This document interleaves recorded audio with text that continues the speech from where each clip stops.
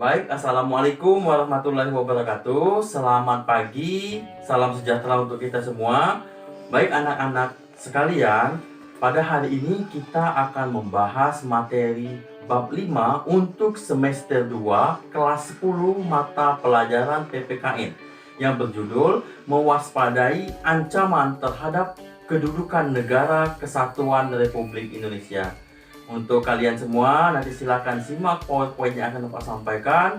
Di sana nanti akan lengkap apa sih ancaman terhadap kedudukan Negara Kesatuan Republik Indonesia, baik itu ancaman dari dalam maupun ancaman yang datangnya dari luar.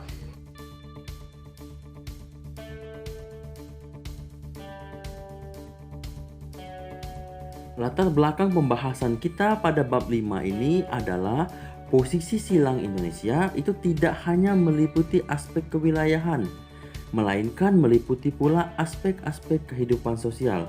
Di antaranya yang pertama adalah penduduk.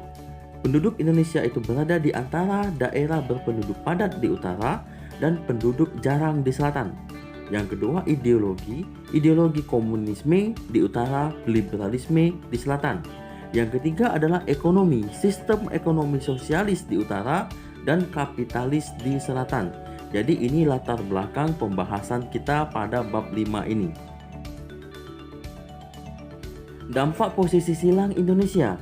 Posisi silang Indonesia sebagaimana diuraikan di atas itu bisa menjadi potensi sekaligus ancaman. Dikatakan potensi bila memberikan dampak positif bagi kemajuan bangsa dan memperkokoh keberadaan bangsa Indonesia. Akan tetapi, posisi silang ini juga dapat menjadikan negara Indonesia tidak bebas dari ancaman yang akan membahayakan bangsa Indonesia. Jadi berikut ini nanti akan kita bahas ancaman-ancaman apa saja dan strategi apa untuk mengatasinya. Jadi ancaman di bidang ideologi ini nanti kita bedakan lagi menjadi 3. Yang pertama itu ancaman ideologi di bidang komunisme. Yang kedua ideologi liberalisme. Dan yang ketiga ancaman ideologi individualisme. Baiklah kita lihat satu persatu. Yang pertama adalah komunisme. Komunisme ini merupakan ideologi yang berkenaan dengan filosofi, politik, sosial, dan ekonomi yang tujuan utamanya itu adalah terciptanya masyarakat komunis dengan aturan sosial ekonomi berdasarkan kepemilikan bersama, alat produksi, dan tidak adanya kelas sosial, uang, dan negara. Yang kedua adalah liberalisme. Ini merupakan ideologi, pandangan, filsafat, dan tradisi politik yang didasarkan pada pemahaman bahwa kebebasan dan persamaan hak adalah nilai politik yang utama. Yang ketiga adalah individualisme. Ini merupakan filsafat yang memiliki pandangan moral, politik atau sosial yang menekankan kemerdekaan manusia, kepentingan bertanggung jawab, dan kebebasan sendiri. Seseorang individualis akan menentang standar moral yang berlaku di masyarakat karena peraturan tersebut menghalangi kebebasan seseorang. Ancaman politik dari luar negeri itu yang pertama adalah intimidasi. Intimidasi ini adalah merupakan tindakan menakut-nakuti, terutama memaksa orang atau pihak lain berbuat sesuatu. Yang kedua adalah provokasi. Ini merupakan perbuatan untuk membangkitkan kemarahan, tindakan menghasut atau pancingan. Yang ketiga adalah blokade politik. Blokade politik ini merupakan blokade untuk membatasi informasi tentang kepentingan politik. Baik anak-anak sekalian, kita lanjutkan. Ancaman politik dari dalam negeri itu yang pertama adalah pengerahan massa untuk menumbangkan pemerintahan yang sah. Yang kedua itu penggalangan kekuatan politik untuk melemahkan kekuasaan pemerintah. Dan yang ketiga itu separatisme, yaitu suatu gerakan untuk mendapatkan kedaulatan dan memisahkan suatu wilayah atau kelompok manusia satu sama lain. Kedaulatan dan memisahkan suatu wilayah atau sekelompok manusia dari satu sama lain. Strategi untuk menghadapi ancaman di bidang ideologi dan politik. Latar belakangnya ada 4 hal yang selalu dikedepankan oleh globalisasi di bidang ideologi dan politik, yaitu demokratisasi, yang kedua kebebasan, yang ketiga keterbukaan, dan yang keempat adalah hak asasi manusia. Keempat hal tersebut dijadikan oleh negara adidaya Amerika dan sekutunya dijadikan standar bagi negara berkembang, manakala negara berkembang tidak mengedepankan hal tersebut, maka akan dianggap sebagai musuh bersama.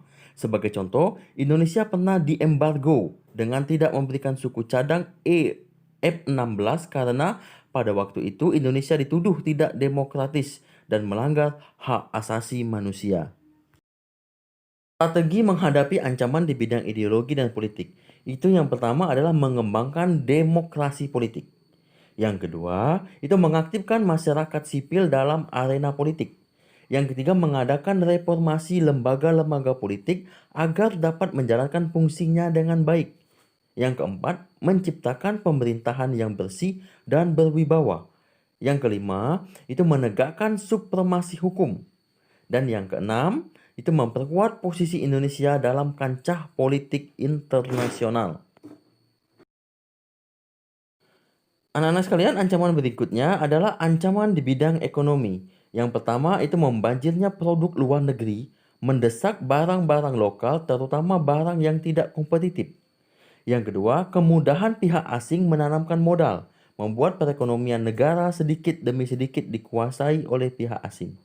Dan yang ketiga adalah persaingan bebas akan menimbulkan tumbuhnya pelaku ekonomi yang kalah dan menang, yang berakibat terjadinya kesenjangan sosial. Strategi untuk menghadapi ancaman di bidang ekonomi tadi adalah latar belakangnya sejak digulirkannya liberalisasi ekonomi oleh Adam Smith sekitar abad ke-15, lahirlah perusahaan-perusahaan multinasional yang melakukan aktivitas perdagangan ke berbagai negara di dunia. Puncaknya adalah pada abad ke-20, globalisasi ekonomi semakin memperluas jangkauannya ke semua negara. Namun demikian, globalisasi ekonomi lebih banyak dikendalikan oleh negara-negara maju. Untuk itu, Indonesia membangun sistem ekonomi kerakyatan sebagai usaha menangkal liberalisasi ekonomi yang didominasi oleh negara-negara maju. Strategi untuk menghadapi ancaman di bidang ekonomi dengan mewujudkan ekonomi kerakyatan melalui berbagai macam cara. Yang pertama adalah sistem ekonomi dikembangkan untuk memperkuat produksi domestik bagi pasar dalam negeri. Yang kedua, pertanian dijadikan prioritas utama karena mayoritas penduduk Indonesia bermata pencaharian sebagai petani. Yang ketiga, perekonomian berorientasi pada kesejahteraan rakyat. Artinya, segala sesuatu yang menguasai hajat hidup orang banyak harus terjangkau oleh daya beli masyarakat. Yang keempat, tidak tergantung pada Badan Ekonomi Dunia seperti IMF. Dan yang kelima, itu mempererat kerjasama dengan negara lain yang saling menguntungkan. Kita lanjutkan kembali ancaman di bidang sosial budaya. Dari dalam negeri berupa isu-isu kemiskinan, kebodohan, keterbelakangan, dan ketidakadilan yang menjadi titik pangkal timbulnya permasalahan turunannya, di antaranya premanisme, terorisme, kekerasan, dan bencana akibat perbuatan manusia. Isu-isu ini akan mengakibatkan disintegrasi bangsa, pudarnya nasionalisme dan patriotisme. Ancaman di bidang sosial budaya dari luar negeri. Yang pertama itu munculnya budaya konsumtif dan luar negeri atau minded. Yang kedua munculnya hedonisme, yaitu paham bahwa kenikmatan pribadi dianggap sebagai nilai hidup. Yang ketiga munculnya sikap individualisme, yaitu sikap selalu mementingkan diri sendiri dan memandang orang lain tidak ada artinya. Yang keempat itu munculnya gejala westernisasi, yaitu gaya hidup yang selalu berorientasi kepada budaya barat tanpa diseleksi terlebih dahulu. Strategi untuk menghadapi ancaman di bidang sosial budaya.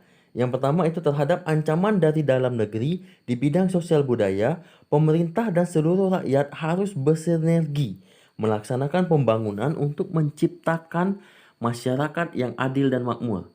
Yang kedua, terhadap ancaman yang datangnya dari luar negeri di bidang sosial budaya, bangsa Indonesia harus memelihara keseimbangan dan keselarasan yang fundamental, yaitu keseimbangan manusia dengan Tuhan, manusia dengan alam semesta, manusia dengan masyarakat, dan keseimbangan kemajuan lahir dan kesejahteraan batin. Ancaman yang berikutnya adalah ancaman di bidang hankam. Seiring berjalannya waktu, ancaman terhadap pertahanan dan keamanan negara, baik militer maupun non-militer, semakin kompleks. Contoh ancaman di bidang ini yang pertama adalah invasi, yang kedua adalah agresi, yang ketiga adalah sabotase, yang keempat adalah spionase, yang kelima adalah pelanggaran wilayah, yang keenam pemberontakan bersenjata, dan yang ketujuh adalah gangguan keamanan. Strategi untuk menghadapi ancaman di bidang hankam itu ada pasal 30 Undang-Undang Dasar 1945 ayat 1 itu tiap-tiap warga negara berhak dan wajib ikut serta dalam usaha pertahanan dan keamanan negara. Kemudian yang kedua, usaha pertahanan dan keamanan negara itu dilaksanakan melalui sistem pertahanan dan keamanan rakyat semesta atau Tentara Nasional Indonesia dan Kepolisian Negara Republik Indonesia sebagai kekuatan utama dan rakyat sebagai kekuatan pendukung. Kemudian pasal 30 ayat 3 dan ayat 4, ayat 3-nya Tentara Nasional Indonesia terdiri atas Angkatan Darat, Angkatan Laut, dan Angkatan Udara sebagai alat negara yang bertugas untuk mempertahankan, melindungi, dan memelihara keutuhan dan kedaulatan negara. Ayat 4, Kepolisian Negara Republik Indonesia sebagai alat negara yang menjaga keamanan dan ketertiban masyarakat itu bertugas untuk melindungi, mengayomi, melayani masyarakat, serta menegakkan hukum. Sistem pertahanan dan keamanan rakyat semesta itu hakikatnya segala upaya menjaga pertahanan dan keamanan negara yang seluruh rakyat dan segenap sumber daya nasional, sarana dan prasarana nasional, serta seluruh wilayah negara merupakan satu kesatuan pertahanan yang utuh dan menyeluruh. Itu hakikat daripada sistem pertahanan keamanan rakyat semesta. Ciri-ciri sistem hankam merata yang pertama adalah kerakyatan, yaitu orientasi hankam negara diabadikan oleh dan untuk kepentingan seluruh rakyat. Yang kedua adalah kesemestaan, yaitu seluruh sumber daya nasional didaya gunakan bagi usaha pertahanan. Yang ketiga itu kewilayahan, yaitu kekuatan pertahanan dilaksanakan secara menyebar di seluruh wilayah NKRI. Komponen dari Sishankam Rata ini yang pertama adalah TNI sebagai kekuatan utama sistem pertahanan. Yang kedua adalah Polri sebagai kekuatan utama sistem keamanan. Yang ketiga adalah rakyat sebagai kekuatan pendukung.